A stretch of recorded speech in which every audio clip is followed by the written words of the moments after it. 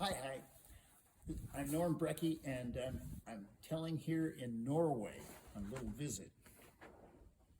Long time ago, there was a very clever princess. Even as a little girl, she knew things that most people in the kingdom didn't know at all. She was quick to read and so smart. Of course, her parents were very proud, and the king, her father, was really beside himself.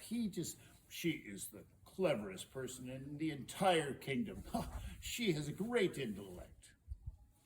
But as she got older, she started to be kind of arrogant and mean about it. Always kind of contradicting people or giving them a little extra information when they really didn't need it all the time. Especially she did that to her father, and everybody was a little bit, put off at her. When she would be walking down the hall of the castle, people would turn the other way and try to make sure to miss her in the hallway. Now, the person that was most bothered by it was her mother, the queen. You really should be nicer to people, dear. I'm just trying to share my knowledge. People shouldn't go around ignorant. I know. See, there you go again. You don't need to say that kind of thing. Well, I'm just trying to get my 2 cents. Well, even to your father, the king, you really need to tone it down. He wants my opinion. I'm just trying to give him the most help I can. There was no way of stopping her. And the king finally started noticing about the time she was supposed to marry.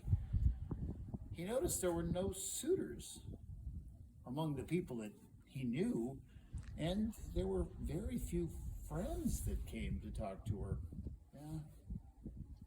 He realized that maybe she was a little too clever and a little arrogant about her cleverness. Well, he tried to bring in men to court the woman, but after a few minutes, she would just start saying, "Well, that's the hairstyle you decided to meet me with? I can't believe, what are you doing? I can't," and she would just go off and start talking, and he would sneak out the exit.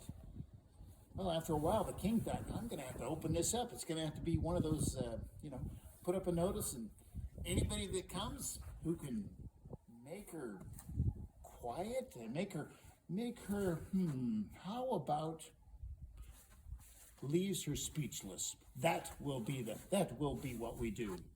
And so the notices went up.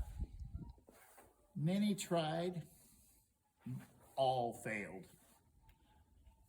3 boys that lived way out in the country, not too far to walk to the capital, but out in the country. Well, they lived in a small house with their father. He was a widower, and they were very poor. And the 2 older brothers said, "I heard about that. I think we can get her to. Do you think?" And the brother, yeah, I think so, definitely. We walk into a room, people stop talking pretty soon. So I think we can make her speechless. Yeah, well, let's go. And so they got all ready to go. They were about to leave on their journey when their brother, who had been poking in the fire, and Espen Ashlad was his name, the Ash Lad, because he played in the fire all the time. He turned and said, "Hey, can I come along? I think it'd be fun." "Oh, Ash Lad, no, you're not going to be clever enough." No, I'd like to come." The father said, "Well, I don't see why he can't go." He secretly wished that all 3 would just find jobs in the city, and otherwise, then he could maybe make enough to feed himself. Well, it was agreed, and they said, "All right." They all started to walk down the road.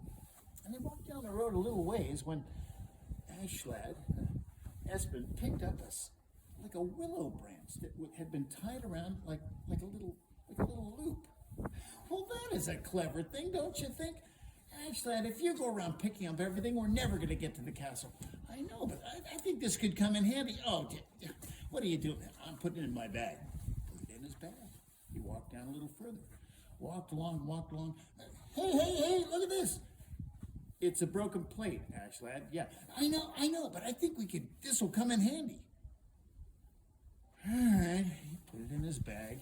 The brothers rolled their eyes. They walked on a little bit further, and they came to came to a dead bird right in the middle of the road. They looked, and then Espen reached down and picked it up. The other brothers went, "Ew, Espen, what are you doing?" "I don't know. I think this is just the thing. This is going to be the key to the whole operation." "What operation?" "Oh, I'm keeping it." He put it in his bag. At that point, the brothers said, "Espen, I think maybe you should walk behind us a little bit so people aren't sure you're with us." He said, "Fine." He was used to it. I mean, anytime they walked anywhere, that always seemed to happen eventually. So he waited till they went around the corner and he continued on the journey, bag over his shoulder. When he came upon what he thought was a real treasure, it was a lamb's horn, all turned around. "Oh, this is just the thing." He put it in his bag. "Oh, this is terrific." Oh, he walked around the corner, and what do you know? There was another one. Now we're cooking. Put that in his bag. He walked and he walked. Finally, he came to a clearing and he could see his brothers walking into the castle behind a couple of guards. Well, he was supposed to walk around, but he decided instead he'd just go straight across, which was a field that had been freshly fertilized with manure. As he walked across, the smell got on his shoes, the smell got on him, and of course he still had the ashes from playing in the fire earlier in the day, and he was looking a mess when he stopped in the middle of the field and said, "Look at that! It's perfect!" He picked up the worn-out sole of a shoe, a hole in it, completely caked with manure. "This is it." And he put it in his bag. And he walked up to the door and they said, "Halt! Who goes there?" "Yeah, who goes there?" The guards were he reeked from having walked through the manure. "What's your business here?" "Oh, I'm going to make the princess speechless." "That's a fool's errand. I don't think that's a good idea." "Yeah, but I think he might just be the guy for it." They let him pass.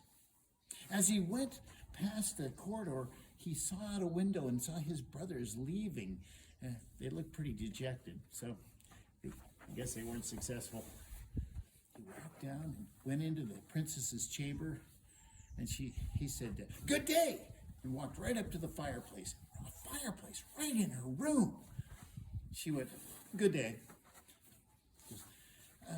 "Hi, hey, do you mind if I roast my bird over your fire?" "Oh," she says that's just going to drip all over. It's going to make a mess. I think it's been dead quite some time, and it'll burst in no time." He goes, "Oh no, it won't, because I've got this loop on it. See, it's tied around. It won't burst. I got it pretty good." And he starts to put it over. She goes, "Yeah, but now fat's going to drip all over the fire. Well, you don't know what you're doing there." And he goes, "Oh no, I got this plate to catch the fat right here. I'll just." She says, "Oh, I think you got a twisted way of thinking." "Twisted? That's not twisted. This is twisted." Out of his bag, he reaches for that horn. "See, now this is twisted. See, it's all curled around." Yeah. She's going, "Oh my, I've never seen the like." And she goes, "I've never seen the like. Here, hold this." He put down the bird, got out the other one, grabbed it. "See, they're a match, just alike. Here's the like right here." She was like, I can't believe you. Oh my goodness. Are you about tired and worn out from trying to get me to not talk? Because I can keep talking all day. You're not going to leave me speechless. No way."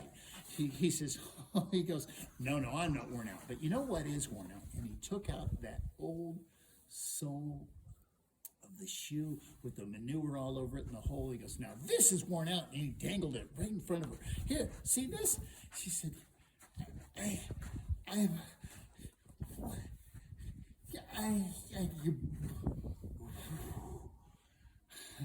"So, I guess I'll be marrying you then." She went, "You know, I think it might be fun being married to someone like you."